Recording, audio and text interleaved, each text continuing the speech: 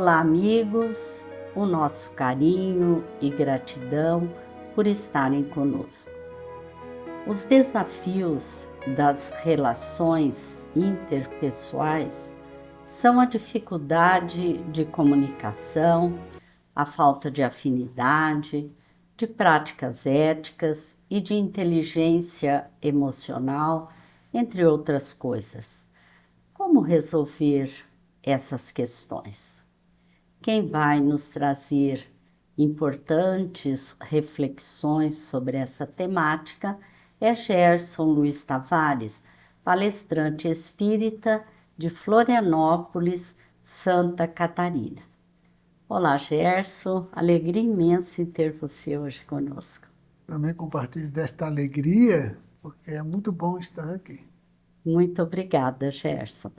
Nós sabemos que as relações interpessoais são desafiadoras, né? Você poderia nos dizer qual é a causa? Porque somos singularidades. Cada um de nós é uma singularidade, com um patrimônio histórico, como diz o termo, singulares.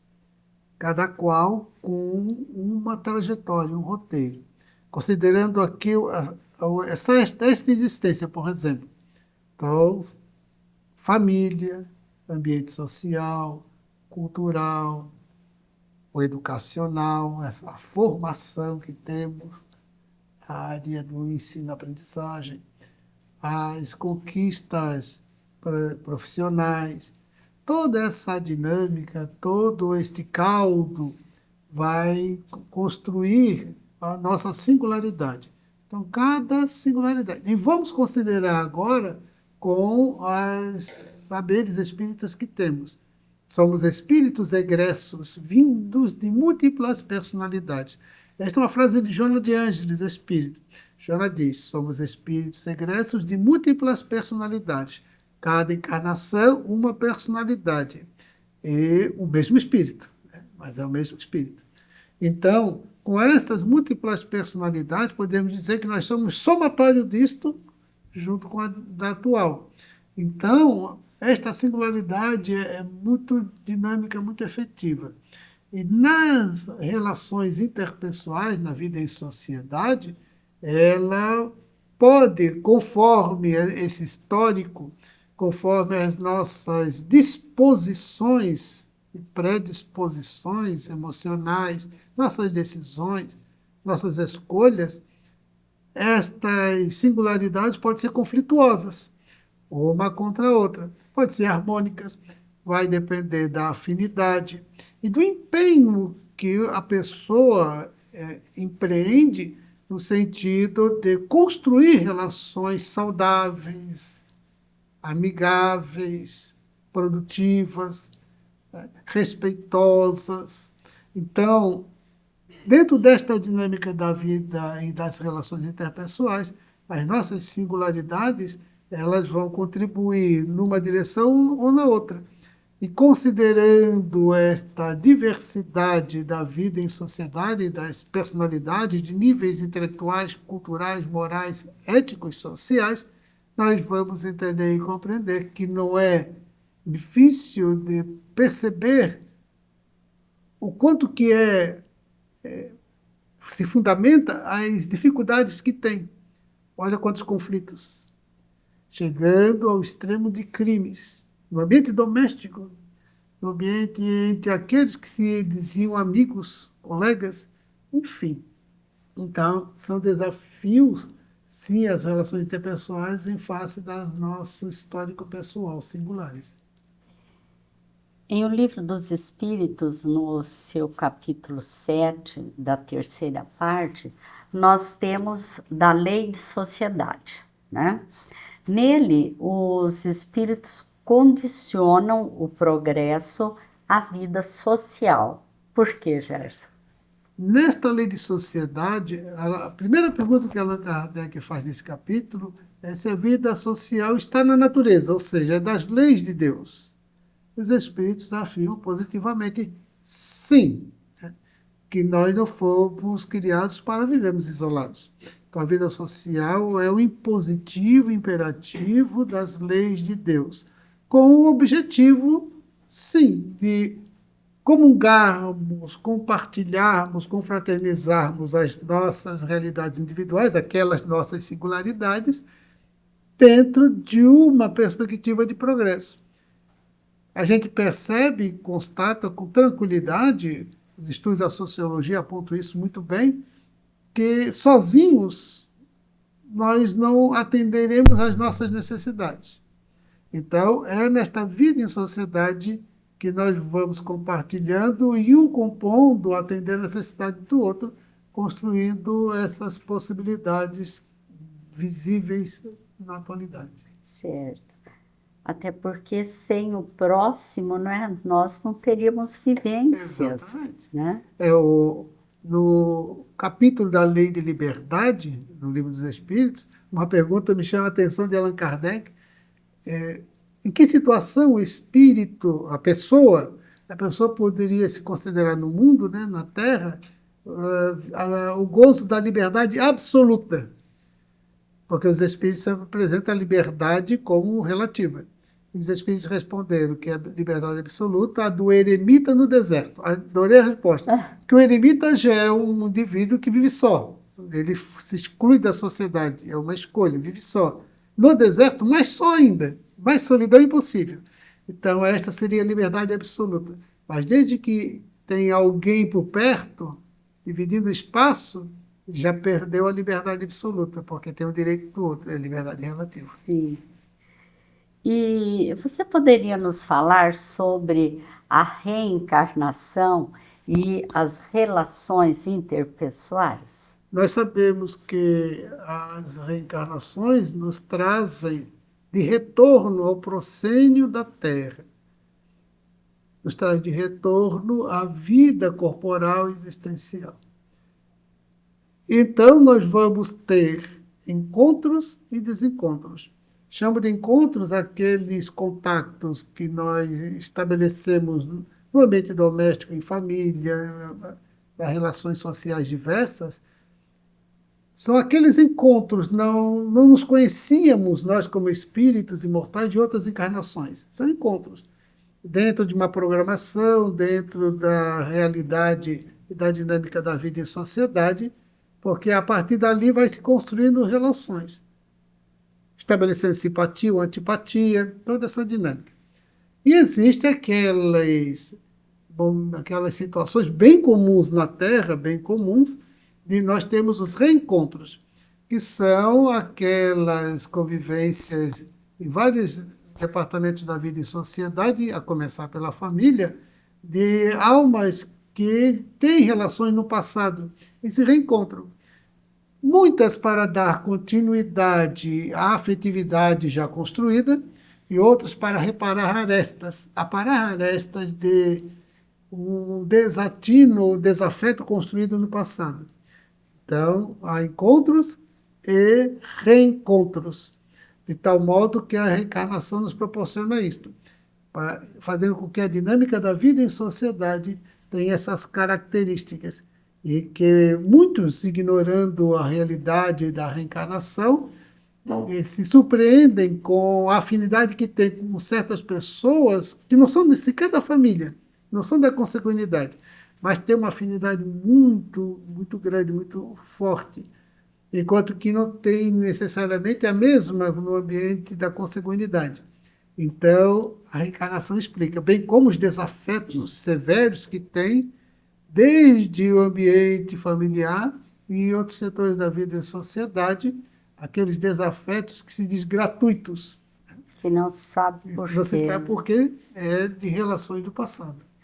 No Evangelho segundo o Espiritismo, capítulo 14, né, Allan Kardec desenvolve sobre a parentela corporal e a parentela espiritual. Fala para nós sobre a diferença entre a parentela corporal e a parentela espiritual. É nessa dinâmica da resposta anterior, porque Allan Kardec coloca como família material da consanguinidade, que dentro dos impositivos, imperativos evolutivos, obedecendo uma programática da reencarnação, nós vamos ter alguns encontros ou reencontros no ambiente doméstico, formando a parentela da consanguinidade, que seria a parentela material, mas que não temos necessariamente uma afinidade. Não foi construída uma relação de outras existências e que, dentro das necessidades evolutivas, esta relação se encontra agora, é muito importante. Agora, existe a parentela É espiritual. importante, Gerson, desculpa eu te Tranquilo. interromper. Isso que você falou é tão importante porque o objetivo da criação é nós nos tornarmos uma única família Exatamente. harmoniosa, não é? E esses encontros é para ir aumentando Exatamente. essa parentela, Exatamente. né? Ampliando essa humanidade, nessa família de Que de nível de material vai humanidade. para espiritual, né? Com o tempo vai sendo construída essa afetividade, porque as reencarnações vão aparando arestas e de um desatino, de um ódio, vai surgir o amor. Ao longo das experiências reencarnatórias, dos reencontros reparadores e construtores de um novo paradigma emocional moral. Enquanto que a parentela espiritual é aquela já efetivada, de espíritos que não necessariamente estão encarnados na mesma família consanguínea, não necessariamente estejam encarnados hoje na Terra, estão no mundo dos espíritos, mas que já fazemos parte destes vínculos construídos ao longo da nossa história espiritual evolutiva e que fazem parte da nossa família espiritual, onde existe uma harmonia, equilíbrio, afetividade, de tal modo que mais nada chegou a um nível tal que mais nada vai criar problemas, obstáculos, fendas, ranhuras nestas relações. É um outro nível já, que já foi construído, superado e conquistado. Enquanto que a família corporal é essa dinâmica que vai se iniciando, se estabelecendo nas experiências que se sucedem, até que a família espiritual seja ampliada e firmada. E quanto à vida no mundo espiritual, há relações interpessoais? Essa é uma das grandes contribuições da doutrina espírita, quando nos revela a imortalidade e o mundo espiritual. Porque a imortalidade em si é uma proposta, uma concepção de toda religião.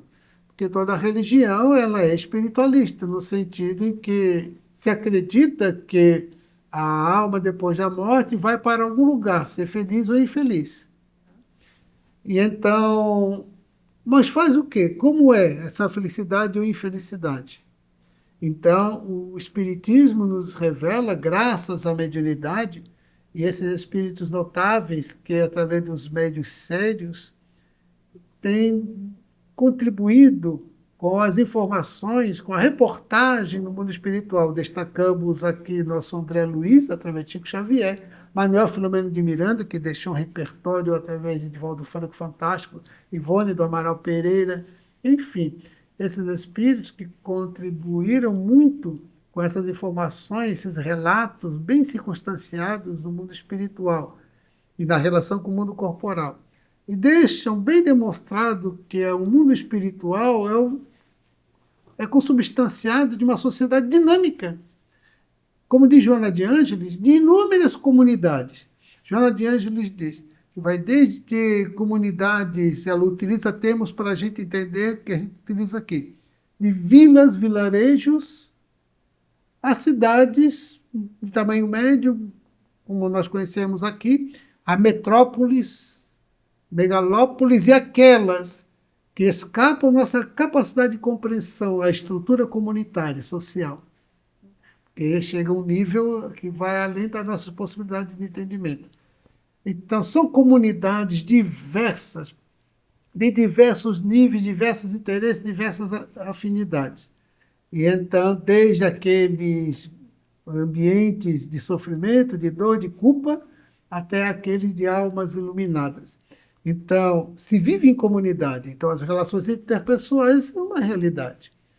Nós vamos encontrar nas obras demonstradas, relatadas por André Luiz, através do Chico, e Manuel Filomeno de Miranda, através do Divaldo, a dinâmica muito intensa das relações sociais, dos grupos diversos, de aprendizagem, de trabalho, de socorro, de ajuda, de solidariedade, é uma dinâmica extraordinária. Então, há uma importante atividade de relações interpessoais.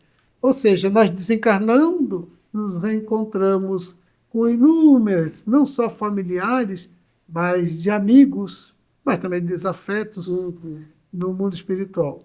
E se entretém relações interpessoais bastante dinâmicas. E o que é que vai determinar a formação desses grupos? A afinidade, que seria desde nível evolutivo, que estabelece afinidade evolutiva, simpatias por gosto, por sentimentos, o sentimento de amizade, de companheirismo, de fidedignidade da relação, em que, então, obedecendo essa dinâmica de afinidade espiritual, evolução e todos esses parâmetros, se compõem as comunidades.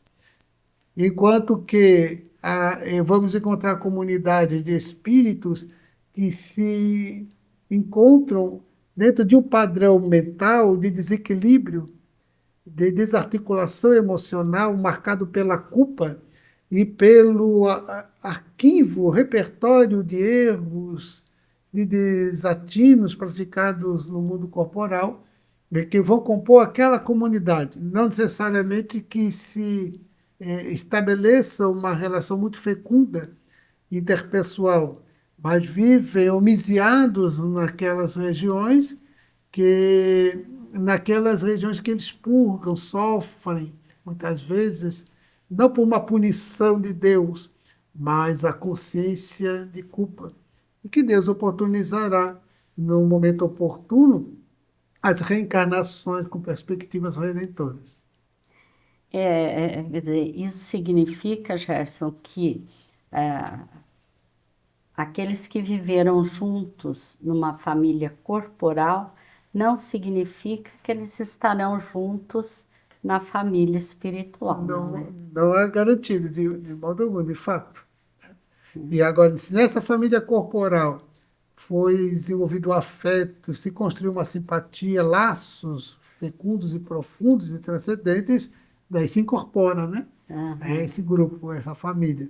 Enquanto que há outros, tanto que não se construiu esse laço de profundidade. Não tem a mesma Não tem. objetivo. Não, exatamente, né? Foge dos objetivos, interesses, padrões de tendências, de aspirações, de compromissos, de ações, né? Certo.